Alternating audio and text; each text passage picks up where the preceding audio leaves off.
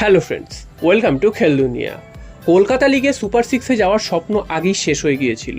তো আজকের কালীঘাটের বিরুদ্ধে মোহনবাগান নেমেছিল নিয়ম রক্ষার ম্যাচে। সেই ম্যাচেও কিন্তু মোহনবাগান হেরে গেল।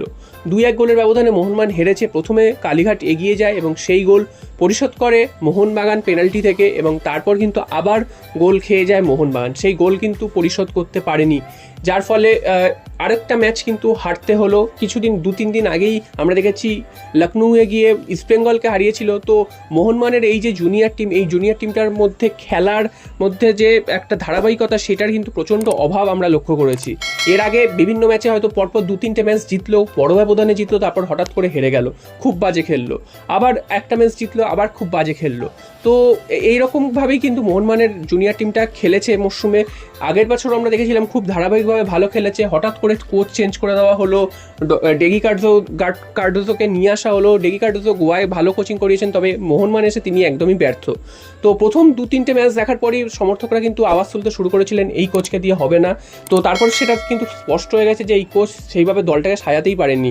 উল্টো থেকে যেসব প্লেয়াররা গত বছরও খুব ভালো খেলেছেন, তারাও কিন্তু এবার অফ ফর্মে সবাই একসাথে, এবং ঠিকভাবে তারা কিন্তু প্রত্যেক ম্যাচে মেলে ধরতে পারছে না নিজেদের। তো মোহনবাগানকে এই দিকটা দেখতে হবে যে শুধু বড়দের টিম নিয়ে ভাবলেই হবে না, সাপ্লাই লাইনটাকেও দেখতে হবে, যাতে ভবিষ্যতে প্লেয়ার সাপ্লাই পেতে পারে। যেটা গত বছর আইএসএল আমরা দেখেছিলাম যে জুনিয়র দল থেকে বেশ কিছু প্লেয়ার সিনিয়র দলে এসেছিল। তো এবার কিন্তু সেটা হওয়ার সম্ভাবনা একদমই নেই। খুব একটা কোনো প্লেয়ারকে মোহনবাগান সিনিয়র দলে নেওয়ার সাহস দেখাবে না, তাদের যা পারফরমেন্স। তো দেখা যাক, যদি শেষ পর্যন্ত কোনো 1-2জন সুযোগ পায়, তাহলে কিন্তু সেটা মোহনবাগানের জন্য ভালো হবে। এবং নেক্সট মরশুমে মোহনবাগানকে চিন্তা করতে হবে, যাতে এই যে জুনিয়র দল নিয়ে সিএফএল খেলছে, এতে তো মোহনবাগানের মান সম্মানেরও একটা ব্যাপার আছে, তো সেটাও নিয়ে ভাবতে হবে। এবং পরবর্তীকালে যাতে সাপ্লাই লাইনের অসুবিধা না হয় বা প্লেয়ার নিতে পারে জুনিয়র দল থেকে, সেটাও কিন্তু মোহনবাগানকে মাথায় রাখতে হবে।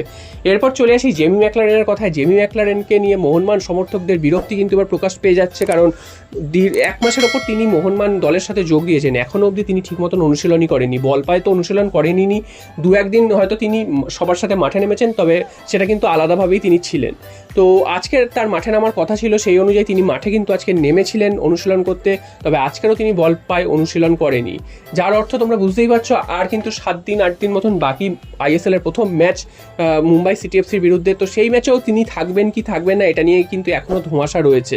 তো 1 মাস হয়ে গেল, এখনও তিনি কিসের জন্য এত চোট বা এত তিনি ফিটনেসের অভাবে ভুগছেন সেটা বোঝা যাচ্ছে না। তাহলে কি তিনি চোট লুকিয়ে এসছেন, সেটাও কিন্তু অনেকের মধ্যে প্রশ্ন উঠে যাচ্ছে, কারণ একটা গোটা টুর্নামেন্ট চলে গেল, তিনি কিন্তু খেললেন না।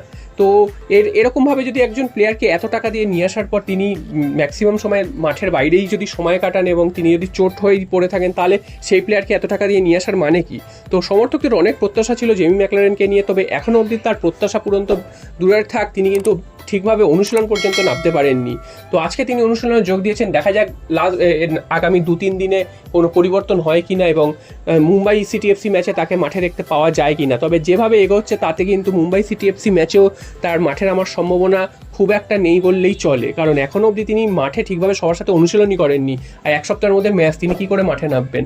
দেখা যাক, শেষ পর্যন্ত যদি নামেন তাহলে মোহনবাগান সমর্থকরা একটু আশ্বস্ত হবে। এবং তোমাদের কি মতামত জেমি ম্যাকলারেনকে নিয়ে, যে এই প্লেয়ারটি কি চোট লুকিয়ে এসেছিলেন, সেটা তোমরা অবশ্যই কমেন্ট বক্সে জানিও। এবং এইভাবে প্লেয়ার আনার থেকে অল্প বয়সী যদি কোনো অনামী প্লেয়ার নিয়ে আসতো, যারা কিনা শারীরিকভাবে ফিট, তাহলে কি মোহনবাগান ভালো করতো, সেটাও তোমরা অবশ্যই কমেন্ট করে জানিও।